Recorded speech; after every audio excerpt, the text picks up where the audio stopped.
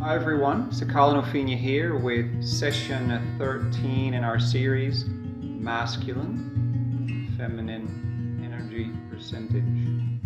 Now this particular energy percentage is split between 100%. What I mean is you get a split up to 100%. So often what we find when we do 50-50, readings, when we do readings, we often find that if we do a reading, and this is general, we do a reading for a female, often the feminine energy is a bit bigger than the masculine energy to varying degrees. And if we do it for a male, then it's the other way. The masculine energy is a bit bigger than the feminine energy. Ultimately, as we keep rising in our frequency, keep raising in our frequency, anchor more love, anchor more light, our divine union, as we call it, masculine and feminine empowerment, will move more and more towards 50%. Often you'll find that perhaps a male will sort of strive around the 55% masculine, 45% feminine, and these are just general guidelines. It has nothing to do with how it is for you, because it can be the other way around. And for a female, 55% feminine and 45% masculine. Often though, when we do readings, people are often a bit further and they've still got to move through that, allowing more feminine empowerment for men, allowing more masculine empowerment for females. So that's the general idea of what we see, or the general readings that we have currently found. Absolutely.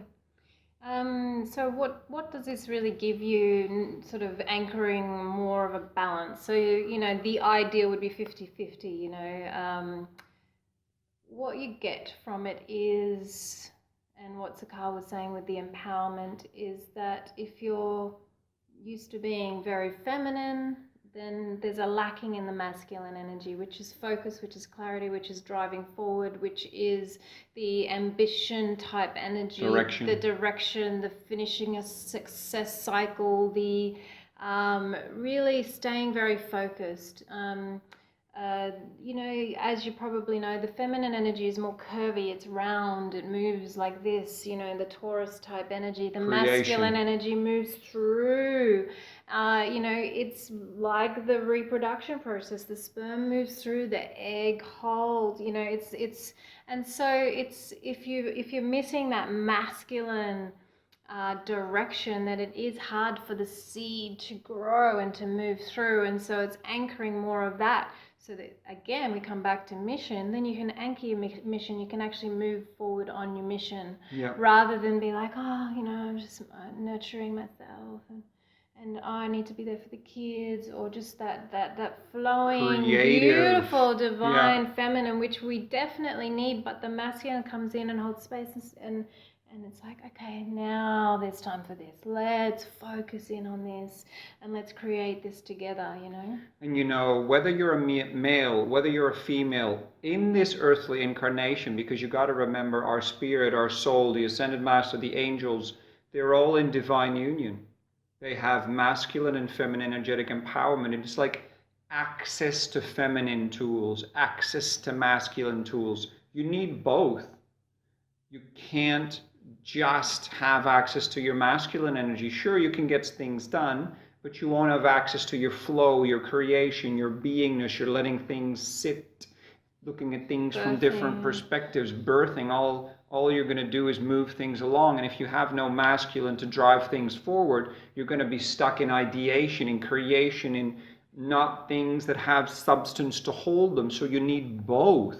Doesn't matter if you chose, particularly in this life, to be a male or female. It doesn't matter. You had a reason for your choice. Your soul wanted to be in a male body or in a female body. Trust me, you've had many lifetimes where you've been a male and that you're a female now, and other ways around. And often you're not a male or female, you're just divine union energy. And so to step away from the idea of male, female as well, because you just need both, and it's just descriptive. Male energy, directional, female energy, flowing, being, round, right? It's like the male-female bodies as well, the energies, the essence of it, and you have both. Again, as a female, you need to often raise your masculine energies, And often, as a male, you need to allow more feminine empowerment.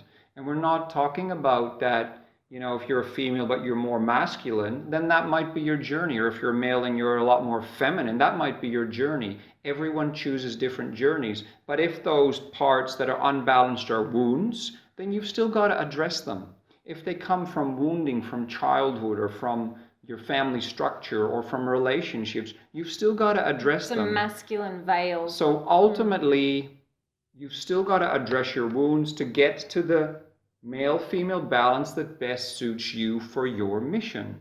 And be honest with yourself. If something is a wound, but you're holding on to it like a mask, well, that's just the way I am. That's the way it works for me. I am a feminine man, or I am a masculine female, but you're not looking at the wounding behind it, then you're not being honest with yourself. And that's okay, that's a choice. But ultimately, at some stage, you're going to be asked by Spirit, especially if you're on your ascension path, to address this. So ultimately, in general, you'll find you're going to be asked to move more and more towards a divine union state. Why? It simply means you can hold more of your true empowerment. And to some degree, it is reasonably linked to love and light quotient, because love is often, holding the love is a lot of anchoring feminine energy as well, and feminine empowerment. And the light is often that masculine energy. They're not exactly the same, but they're very, very connected and intertwined. Yeah. Absolutely. So, I just wanted to share the other side of things. If you are more masculine in your life and you need to bring more feminine in, you could see your life as just the working, the doing what is necessary, not allowing yourself to just be. We see the masculine as the doing and the feminine, and this is very stereotypical. It's all a little bit more gray areas than this, of course, but the being energy. This society is a very masculine society, and there needs to be more being so that we can really contemplate who are we, what are we doing here, and just really be the essence of who we are, so that we can do what we came here to do. We can transmit what we need to transmit. Be who we came here to be. Yes, exactly. And so when you're in your masculine energy, and I can tell you, if you've been a single parent, which I have, you can, as a woman, get really into that masculine feminine where you've just got I've got to get all this done, and so you can feel the muscles just like it burns. And I remember I used to have like this knot in my back, and it was about that having to just get it all done, and there's not enough being and nurturing and allowing, and it's forcing things forward. It's like the not divine masculine, the masculine that sits above here, sort of the lower masculine, just wants to drive to get things done. You got to push through, you got to force it, no matter what. This is happening, rather than allowing the feminine energy of allowing. For example, the birthing process. If you just allow a woman to birth, she does not even need to push. If everything's in alignment and everything is happening naturally, the body of the woman will literally contract enough to push the baby out. And the baby has, a part of that process as well. And so just allowing, the feminine allows the process, and then there's also less pain, just like in the birthing process. The more that you relax, there's less pain. And so there's less struggle. If, for instance, there is a project that you're doing and you do need to be in your masculine energy, but you bring in the divine feminine, then there's enough time to sit back, to contemplate, to look at, to allow the process to move through gracefully, creatively. Because if you're too far into the masculine, you can also be inflexible, you can be tight, you can feel strong and you're getting stuff done, and you're in the corporate world and everything, you're ticking all the boxes, you've got all the money there, you've got everything's all correct, it looks correct, but there's just that yummy feeling that's just not there, that gentle nurturing that we all need right to the end. It's really, it's like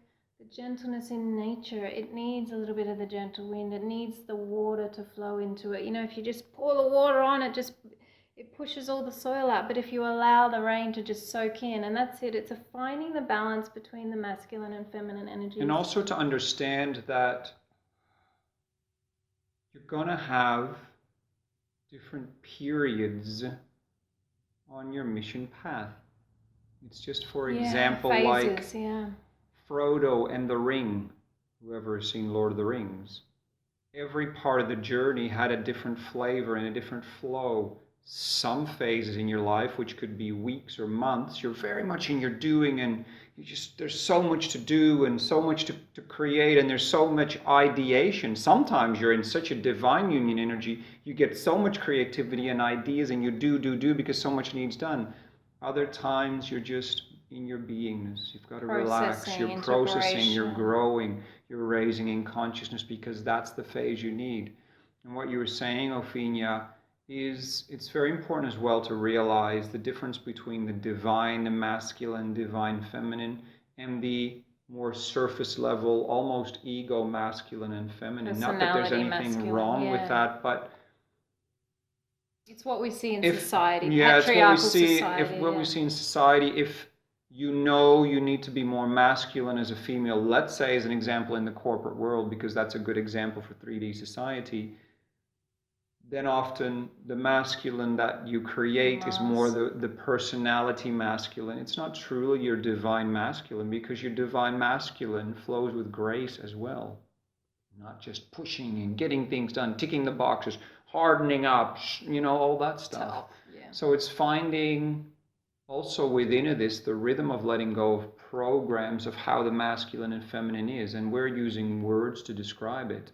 But doing for the masculine and being for the feminine, it's too simple. The masculine is very creative in bringing through his wisdom as well. It's not just that the feminine is creativity. However, she is the flowing and creative and birthing, and all of that is true.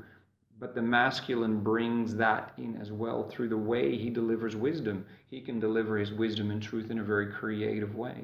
Just as the feminine can be directional in her beingness. That sounds strange, but let go of some boundaries is all we're saying, and stereotypical programming of what it needs to be, and understand masculine has tools, feminine has tools. I need both. I'm rising to divine union. Let the process happen naturally, but don't be afraid to address areas that you need to grow through, because we all have them and continue to have them, even if it's more and more refinement rather than bigger and bigger chunks. So all of us are moving in some degree to a divine union balance, at least more than where we started off with. And where you end up with, that's your journey, and your spirit has the answers for you. Absolutely. Just one little thing to add. If you can imagine us, well, you know that we are energy. If we were just energy, which we were before we came into this body, what would you feel like and what would transmit through? You wouldn't have, as a feminine, you wouldn't have the, the female hair, the makeup, the breasts, the different body type, and the man wouldn't have the beard and the this and the that. It would just be an energy, and that energy is in balance and is in divine union. And we've come into these bodies to just have the contrast of being different, so that we can find our way and come back, because it's all about coming away from source and coming back, coming away from balance and then coming back. That's this whole fun game we're playing. And so coming back to that divine union of not all masculine, not all feminine, it just is. And that's why we're getting more and more androgynous beings coming through into this planet to show us the way to be that. And there is distortion within that, because they're judged and they feel judged and all of that, and it's a whole area of wounding where society doesn't embrace differences, you know. It's time for us to embrace that, because we have certain puzzles and we need to wipe all the conditioning. I mean, we're going to be having non-terrestrial beings here on earth. We need to accept each other. We need to accept the different parts in ourselves, the masculine within ourselves. You know, to be honest, in the past when I've put a tool belt on, I love that feeling, being a powerful woman with my masculine fully grounded. And you know, that's just a physical personality trait, but it's enjoyable to look at all areas in yourself. And then there's the absolute flowy, airy fairy feminine. I love that too. I just, all the areas just really, you know, flow and allow, and you can go through different phases where you really go into those, because you need to swing into the feminine to really get to know what that energy is, swing to the masculine to get to know, and then you find that balance right in the center there. And adding on to that, the understanding, for instance, like Opheana said, we're all energy. The Ascended Masters have their own energetic signature and their flavor. Archangel Michael, most of you would probably find his energy very masculine, very directional, very sharp, very clear. However, he's in full divine union. Mother Mary, you know, Ascended Master Mary, not Mary Magdalene, but Mary, even though this goes for both, you may see as very feminine and soft and nurturing. However, she has both. It's just an energetic part of their energetic signature is most familiar in their expression to you. But you must understand, your spirit is both. Your soul is both. And what Opheana was saying about more and more androgynous, it doesn't mean flat and no energy. There's a difference between no energy and full masculine and feminine empowerment. That's divine union empowerment. Very different. And so the flat energy often holds a lot of wounding in itself, both in the male and female energies. And so be very mindful that you look at the differences there between the personality, masculine and feminine, the wounded masculine and feminine, and the divine masculine and feminine. And then again, let go of all programming and have your own journey. Just hold on to maybe one key, which is you will be guided by your spirit and your teams to move more and more towards divine union, or an even better way of saying it, towards having access to a grounded, fully empowered divine masculine and a grounded, fully empowered divine feminine, period. Thanks so much, guys. Many, many, many blessings. And thanks for tuning in. We'll see you next round. Take care. Thanks, Lots guys. of love. Thank you. Lots of love. Thank you.